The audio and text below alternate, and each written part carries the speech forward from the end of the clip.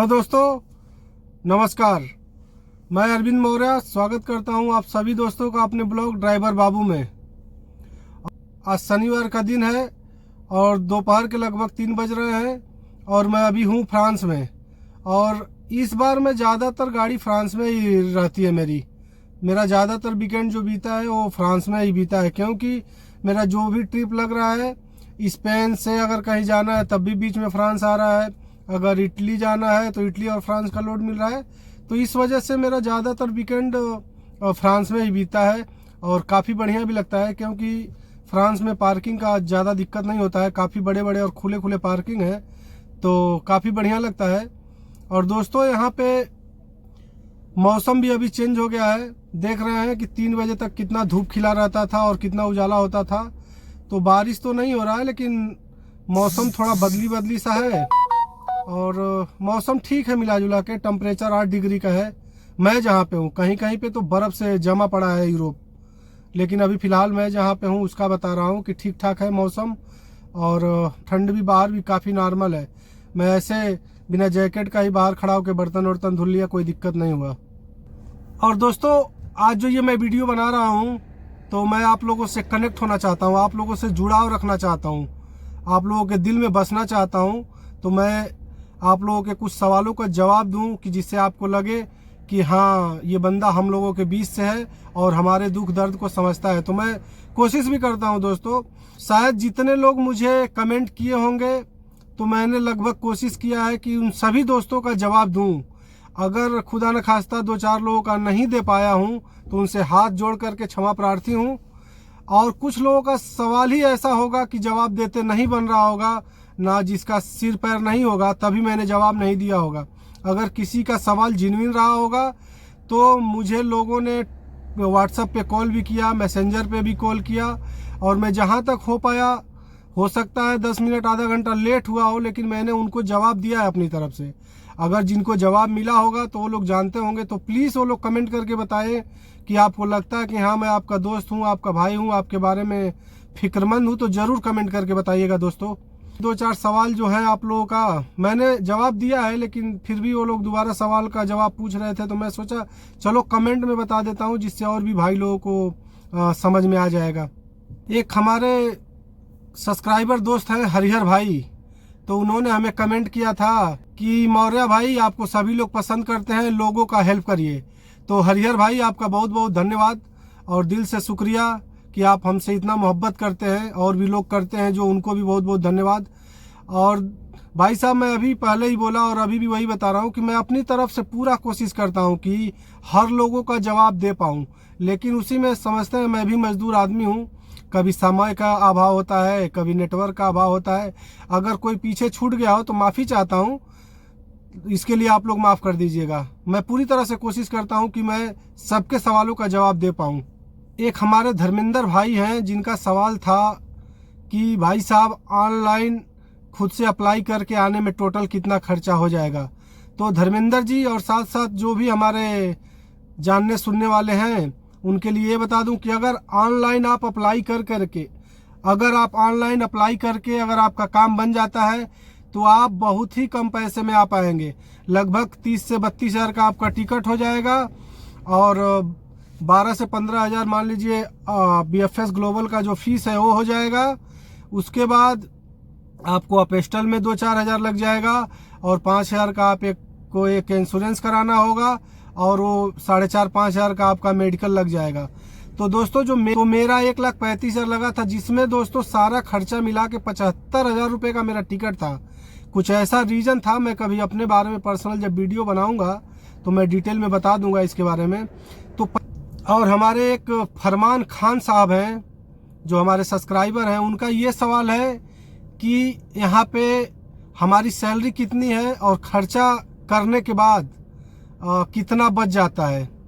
तो दोस्तों, मैं पर्सनल अपने कंपनी की बात करूं तो हम टेंट वाली गाड़ी चलाते हैं। इसमें अभी हमारी सैलरी हो गई है 83 यूरो पर डे के हिसाब से। तो आप इसको जोड़ लीजिए, 83 गुणे 30 दिन के हिसाब से जब हम काम पे होते हैं, तो हमारी सैलरी लगभग 2500 रुपये हुई। और जो लोग यही टेंट वाली गाड़ी पोर्ट में चला रहे हैं, उनकी अभी 87 यूरो पर डे की सैलरी हो गई है। तो आप 87 से 30 का गुणा कर लीजिए तो आपको पता चल जाएगा कि उनकी सैलरी क्या है। अभी तक इंडिया का कोई भी आदमी कार कैरियर तो नहीं चला रहा है, लेकिन हमारी कंपनी में 3900 रुपये सैलरी है। महीने का 3900 टोटल बनता है और 130 यूरो पर डे का हिसाब है। जो भी हमारे भाई काम कर रहे हैं, यूक्रेन के हैं, रसिया के भी हैं, काफ़ी उज्बेकिस्तान वगैरह के बंदे हैं और बेलारूस के हैं काफ़ी बंदे जो इसमें काम कर रहे हैं। अभी तक हमारे इंडियन भाइयों को इसमें मौका नहीं दिया इन लोगों ने, लेकिन आगे वाले समय में हमको उम्मीद है कि हमारी कंपनी मौका देगी, क्योंकि अभी हमारी कंपनी जो है इंडियनों को काफ़ी प्रिपेयर कर रही है और काफ़ी पसंद करती है। क्योंकि इसके पहले जो दुबई में वांट गया था तो इसमें इन्होंने स्पेशली बोला था कि हमें श्रीलंका, नेपाल, पाकिस्तान कहीं के बंदे नहीं चाहिए, हमको केवल इंडियन बंदे चाहिए। तो आने वाले समय में जब भी मौका मिलेगा तो हमको लग रहा है कि हमारी कंपनी इंडियनों को काफ़ी अपॉर्चुनिटी देने वाली है। और फरमान खान भाई, जो आपका ये सवाल है कि हमारा खर्चा क्या है, तो देखिए आप भी जानते हैं और हम भी जानते हैं कि खर्चे का कोई लिमिट नहीं है। बाकी रह गया ज़िंदगी गुजारने के लिए, अच्छे से खाने के लिए और मेंटेन करने के लिए, तो आपका उसमें बहुत खर्चा नहीं है। हमको लगता है कि मान लीजिए कभी कभी हमको जर्मनी में नहाने का, टॉयलेट का भी पैसा देना पड़ता है। तो उसके बाद हमारा जो खाना है वो नॉर्मल, ये मान के चलिए 250 रुपये तक आप अच्छे से खा के गाड़ी पे रह लेंगे। और बाकी जो दारू सिगरेट पीते हैं या जो ओवर खर्चा करना चाहते हैं, अब जैसे मैं कभी कभी कैपुचिनो ले लेता हूँ, मीन्स काफ़ी, तो 4-4 यूरो का होता है, तो कभी 15-10 दिन पे एक बार लेंगे तो मैनेज हो जाता है। अगर किसी का आदत है कि 30 का 30 दिन ले तब तो 120 यूरो का यही हो जाएगा या 100 यूरो का यही हो जाएगा। हाईवे पे कॉफ़ी बहुत महंगा मिलती है, 2.5 यूरो से लेकर के 4 यूरो तक। तो ऐसा ही है, तो इसको आप किनारे निकाल दीजिए। बाकी जो हमारी ज़रूरतें हैं, दाल रोटी और चावल, ये सब मैनेज करने का तो बहुत स्टैंडर्ड खर्चा करेंगे उड़ा करके, तब भी हमको नहीं लगता है 200 से 250 से ऊपर जाएगा। 200-250 के बीच में कैसे भी ये पूरी तरीके से हो जाएगा। हाँ, बाकी महंगा यहाँ पे रहना उन लोगों के लिए पड़ता है जो लोग काफ़ी स्मोकिंग करते हैं, क्योंकि एक 20 से 24 पैकेट का सिगरेट जर्मनी में मिलता है 10 यूरो का। हिसाब लगा लीजिए कि आप उस हिसाब से कितना सिगरेट पी रहे हैं। अगर आप मान के चलिए कि सिगरेट पी रहे हैं एक पैकेट दिन में तो 10 यूरो हो गया, उसमें 8 यूरो का भी मिलता है, 7 यूरो का भी मिलता है, लेकिन फिर भी सिगरेट बहुत कॉस्टली है। और फ्रांस में भी सिगरेट का पैकेट फ्रांस में 14 यूरो से स्टार्टिंग होता है, मतलब 14 यूरो का मिलता है। इटाली, ऑस्ट्रिया और इन सब जगहों पे 6-7 यूरो में मिल जाता है और कहीं कहीं कम में भी मिलता है। लेकिन अब पीना है तो अच्छा पीजिएगा, ये 3rd क्लास का पी करके बीमारी मत पालिएगा। खैर बीमारी तो अच्छे वाले से भी होगी, लेकिन हमें कहीं ना कहीं लगता है कि क्वालिटी में थोड़ा सा डिफरेंट होता है। तो जो भी लोग भाई सिगरेट पी रहे हैं यूरोप में, तो बेहतर यही है कम पैसे के पीछे ना भागिएगा और थोड़ा सा सुपीरियर क्वालिटी का पीजिएगा कि नुकसान भी करे तो उसमें 2-4% माइनस करके करे। जो लोग शराब पीते हैं, अब वो कितना शराब पी जाते हैं और ये तो उनके ऊपर डिपेंड है कि कितना शराब पी लेंगे या कैसे खर्चा कर रहे हैं। तो इस सब बारे में बात ही नहीं करना। खाने का आप कितना भी बढ़िया से खाएंगे तो 200 के आसपास आप खा लेंगे।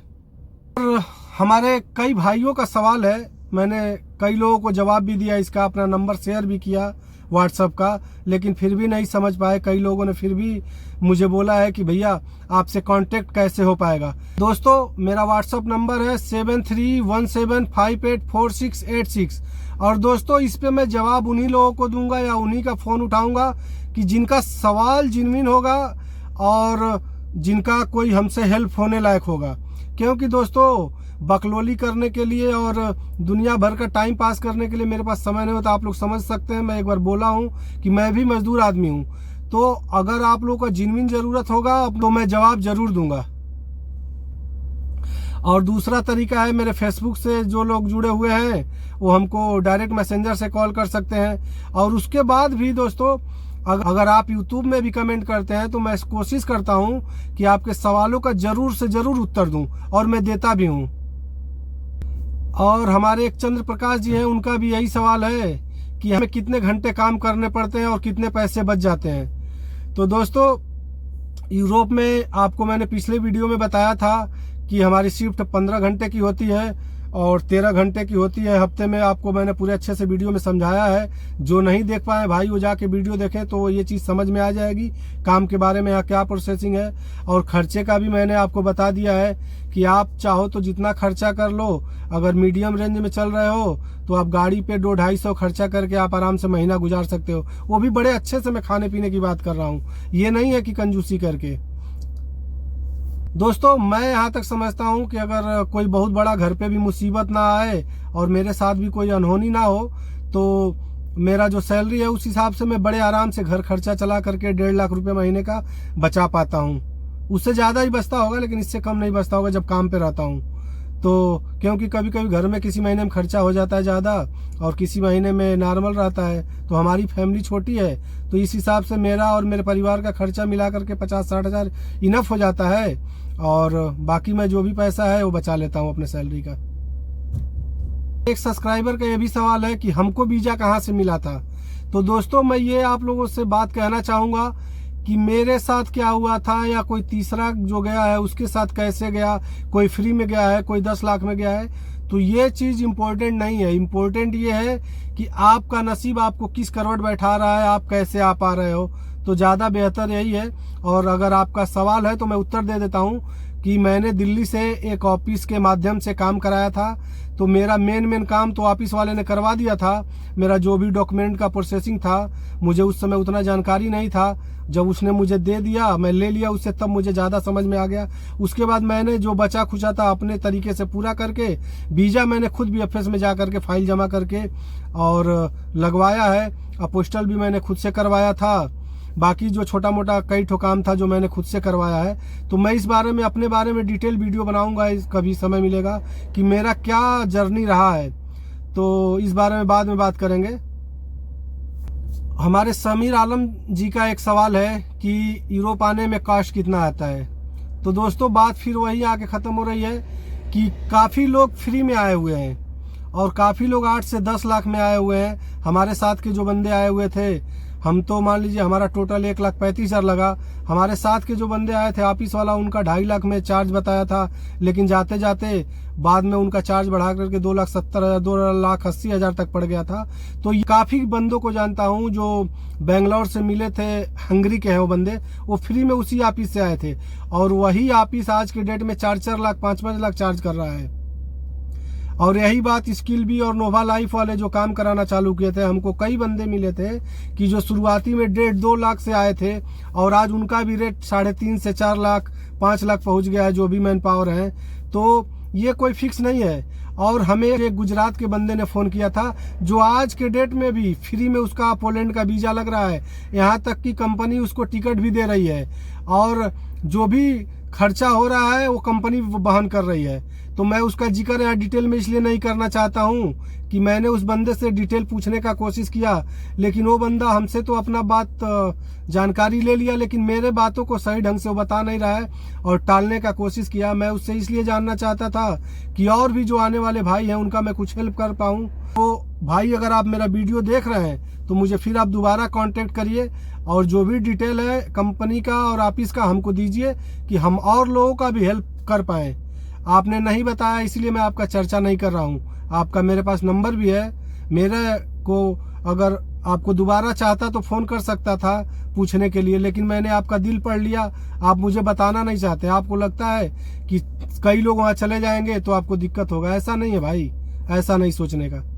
लेकिन फिर भी आपका बहुत बहुत धन्यवाद कि और आपको बेस्ट ऑफ लक कि आपका फ्री में काम हो रहा है यूरोप में।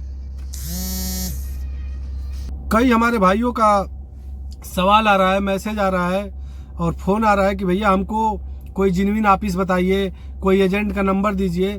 तो भाइयों मैं आप लोगों से ये बता दूं कि मैं 2 साल से यहाँ काम कर रहा हूँ। मेरे पास इस समय किसी एजेंटों का नंबर नहीं है, ना तो कोई ऑफिस का ऐसा है जो मार्केट में चल रहा है, उसका 1-2 बार मैंने चर्चा कर ही दिया है।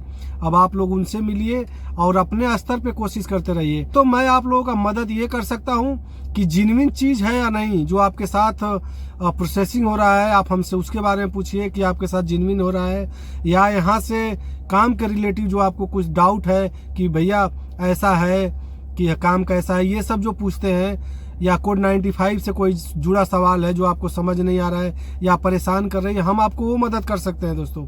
बाकी अगर हमको कुछ जॉब के रिलेटिव जानकारी होगा तो हम ऐसे ही वीडियो में डाल देंगे। और एक हमारे भाई का सवाल है हमारे लाइसेंस के बारे में कि हमारा जो लाइसेंस है जिससे हम यहाँ पे ड्राइविंग करते हैं वो कहाँ का है।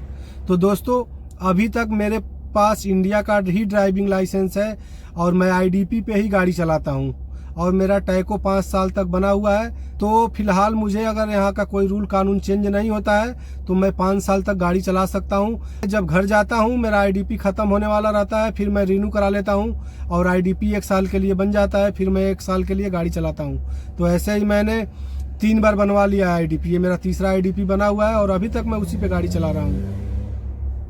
एक हमारे बड़े ही प्रिय भाई हैं शिवम यादव जी, इन्होंने काफ़ी अच्छा बात बोला है कि भैया जब आप लोग वीडियो बनाते हो किसी ऑफिस का नाम लेते हो तो आप लोग पैसे की भी बात कर लिया करो, क्योंकि अभी ऑफिस वाले 5 लाख 6 लाख 7-7 लाख रुपए मांग रहे हैं। तो भैया यादव जी हम आपको ये कहना चाह रहे हैं ना कि देखिए हम लोग किसी ऑफिस का नाम इसलिए ले लेते हैं कि कई लोग पूछते हैं भैया कौन सा ऑफिस से जाएं कैसे जाएं, तो केवल इसी बेस पे हम लोग ऑफिस का नाम ले लेते हैं और हमें पता भी नहीं होता है कि वो ऑफिस वाले कितने पैसे चार्ज कर रहे हैं। क्योंकि अगर आप स्किल बी की बात करें तो उन्होंने 1.5 लाख रुपए से स्टार्टिंग किया था और अभी 4 लाख 3.5 लाख पे वो लोग चले गए हैं। नोवा लाइफ का भी यही कंडीशन था और कुछ ऑफिस थे जिन्होंने फ्री में किया था काम और वो लोग भी आप आजकल 5-5 लाख रुपए ले रहे हैं। मैं जिस ऑफिस से गया था पहले जब हम ही लोग आए थे, हमारे बैच के 14-15 लोग थे, उस ऑफिस वाले ने केवल 2.5 लाख बताया था। वीजा लगने के बाद 20-30 रजिस्ट्रा ले लिया। उसके बाद दोस्तों फिर उसके पास जब वैकेंसी दोबारा गई करीब 1 महीने के बाद जब हम लोग अभी घर पे ही थे, आने वाले थे, उसी समय इंटरव्यू हुआ था तो उसने उन लोगों का चार्ज 3.5 लाख कर दिया था। लेकिन संजोग से कि हम लोगों के आने के बाद वो सारा उसका वैकेंसी कैंसिल हो गया और उस ऑफिस से फिर कोई बंदा यहाँ पे आया नहीं। तो उसी हिसाब से दोस्तों जैसे जैसे ऑफिस वालों का काम बढ़ता गया उन्होंने चार्ज भी बढ़ाते गया। और यादव जी आपको भी कहना चाहता हूँ और जो भी लोग हमको सुन रहे हैं हम उन सबसे ये बात कहना चाहते हैं, ये जो भी ऑफिस चार्ज बढ़ा है कहीं ना कहीं इसके जिम्मेदार हम लोग हैं। जो भी लोग हम लोग आने वाले हैं वही लोग जिम्मेदार हैं। वो लोग 5 लाख 10 लाख मांग रहे हैं, हम लोग देने के लिए तैयार हैं तभी तो मांग रहे हैं। दोस्तों आप लोग एक बात हमारे साथ बताइए, अगर सारे लोग मना कर दे कि भैया इतना पैसा दे के हम नहीं जाएंगे तो बताइए कैसे ये रेट बढ़ा है। रेट बढ़ाने वाले तो हमारे जैसे लोग हैं, आपके जैसे लोग हैं कि आगे वाले ने बोला 4 लाख लगेगा, आगे वाला बोल रहा है भैया हम तो 2 लाख महीने का सैलरी है और 4 लाख दे के जाएंगे, 2 महीने में निकल जाएगा। तो अब 2 महीने यहाँ के आने के बाद ना पता चल रहा है कि वो पैसे कितने दिन में निकलेंगे। या कुछ लोग हैं जिसका किसी कारणवश से काम नहीं हो पाया, रिटर्न भी चले गए, उनके तो 4 लाख 5 लाख नुकसान हो गए। तो ये चीज़ें कहीं ना कहीं हमारी जिम्मेदारी है। अगर हम अफोर्ड नहीं कर सकते हैं तो हम नहीं जाएंगे 5 लाख 6 लाख दे करके। जो फ्री में आना चाहता है आज नहीं कल वो कोशिश करता रहे, वो फ्री में आएगा, मैं पक्का जानता हूँ। और जो 8 लाख 10 लाख में आना चाहता है वो 8 लाख 10 लाख में आएगा। जो 2 लाख 2.5 लाख में आता है भगवान उसको 2-2.5 लाख में पहुंचाएंगे। लेकिन कोशिश करने वालों की कभी हार नहीं होती है। इस बात का आप लोगों को मैं एक एग्जाम्पल दे देता हूँ। जब 2008 में मित्रों मैं पहली बार दुबई गया था as a tower crane operator, मेरी कंपनी का नाम था GCC जनरल कंस्ट्रक्शन कंपनी, जिसका कैंप पार्कों में था और आज भी है कंपनी। मैं पता किया था, हमारे कई लोग रहते हैं, काफ़ी अच्छा अभी भी काम कर रही है। तो मैं मुंबई के एक ऑफिस से गया था, आप लोगों को पता होगा कमाल राशिद खान के बारे में, KKR जिसको बोलते हैं। उसके पास वाकई में बहुत बड़ा तगड़ा सेटिंग है दुबई में और दुबई में उसका काम भी बहुत बढ़िया है। तो उसने हमें भेजा था, मैं 2 बार मिला हूँ उससे क्योंकि हमारा एजेंट वही था। तो जब हम जाने वाले थे तो उससे हमारी बातचीत हुई थी और उसने हमको 27,000 रुपये लेकर के भेजा था। उस समय हमारी सैलरी जो टावर क्रेन में थी 1500 दिरहम था और उसी कंपनी में एजेंटों के माध्यम से लोग गए थे जो 80 से 1-1 लाख रुपए दे करके, कारपेंटर, स्टील फिक्सर, मेसन, उन लोग सैलरी भी 800 थी। तो मैं यही जानता हूं कि जो जितने पैसे में जाना चाहता है वो जाएगा। उसके बाद दोबारा मैं ओमान गया था। वहाँ पे भी हमारे साथ के ही बंदे एजेंटों के माध्यम से करीब करीब 1,80,000 70,000 जिसका जैसा सेटिंग बना उन्होंने दे करके गया। मैं ऑफिस से गया था, उसने मुझसे लिया था 35,000 रुपया। लेकिन मैं वहाँ पे कुछ ज़्यादा दिन नहीं रहा, 2 महीने के अंदर ही वापस आ गया। तो मैंने कंपनी के मालिक से इस बात को बताया था कि भाई मेरा इतना पैसा लगा है। तो बोला ठीक है, जा करके तुम पैसे वापस अपना 25,000 ले लेना। तो 35 में से 25,000 मेरे को आने के बाद वापस दे दिया था। मैं ओमान में गया था अल-नाहदा कंपनी में एज ए कार ड्राइवर, लेकिन मेरा मन नहीं लगा तो मैं वापस आ गया। उसके बाद जब मैं सऊदी में 2500 रियाल पे गया था, मेरी बेसिक सैलरी 2500 थी सऊदी में। खालिद सईद बिन अल हाजरी में मैं एज ए क्रेन ऑपरेटर गया था। उसमें भी मैंने 30,000 रुपये दे के गया था। और एजेंटों के माध्यम से ड्राइवर जिनकी सैलरी 1,000 थी, वो लोग का नाम है 80,000, 1,20,000, कोई फोर्कलिफ्ट में 2,000 सैलरी पे काफ़ी पैसे दे करके बंदे गए थे। उसी ऑफिस में कुछ लोग 25,000 से भी गए थे, जिनका ऑफिस चार्ज 25,000 था, जिसका डायरेक्ट वहाँ से वीज़ा निकल गया था, जिसके लोग वहाँ के थे निकाल के भेजे थे, 25,000 उनका लगा था। हाँ, बाद में हमारी कंपनी वह 2-2 हज़ार काटती थी, सबका काटती थी, चाहे आप 2 लाख दे करके आए हैं, चाहे आप 20-25 हज़ार में आए हैं। तो मेरे कहने का यही मतलब है कि भैया आप लोग अपना कैपेसिटी खुद तय करिए कि हम इतने पैसे नहीं देंगे। अगर सारे लोग ये चीज़ करना चालू कर देना, अभी उन ऑफिस वालों को और उन एजेंटों को जिन्विन पैसे लेके भेजने में मजबूर होना पड़ेगा, क्योंकि वो 2 लाख में भेजते थे तब भी उनका कमाई होता था। उन्होंने देखा हमको 2 लाख में ओवर आदमी मिल रहे हैं, उन्होंने 3 किया, 3.5 किया, 4 किया, अभी 5 करेंगे और बढ़ते जाएंगे। जैसे जैसे आदमी भैया हम पैसा देंगे आपको, हमको बस भेज दीजिए। लोगों के दिमाग में यही है कि यूरोप में हमको 2 लाख सैलरी मिलेगा, अरे 8 लाख लगेगा, 4 महीने में निकल जाएगा। तो कहीं ना कहीं ये मानसिकता जिम्मेदार है पैसे बढ़ाने का।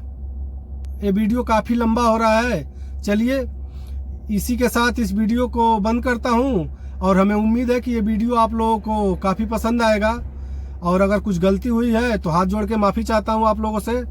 और दोस्तों, हमारे चैनल पे अगर आप पहली बार आए हैं तो हमारे चैनल को सब्सक्राइब करिए और बेल आइकन घंटी ज़रूर दबा लीजिए कि हम जो भी वीडियो बनाएं उसका नोटिफिकेशन आपको सबसे पहले मिले। और हमारे जो सब्सक्राइबर हैं वो ज़्यादा से ज़्यादा हमारे वीडियो को लाइक करें और शेयर करें, कि जिससे और भी आगे हमारा वीडियो बढ़े और लोगों तक पहुँचे, जिससे हमें भी मोटिवेशन मिले कि हम अच्छा से अच्छा कोशिश करें आपको जानकारी देने का। बहुत बहुत धन्यवाद। नमस्कार दोस्तों।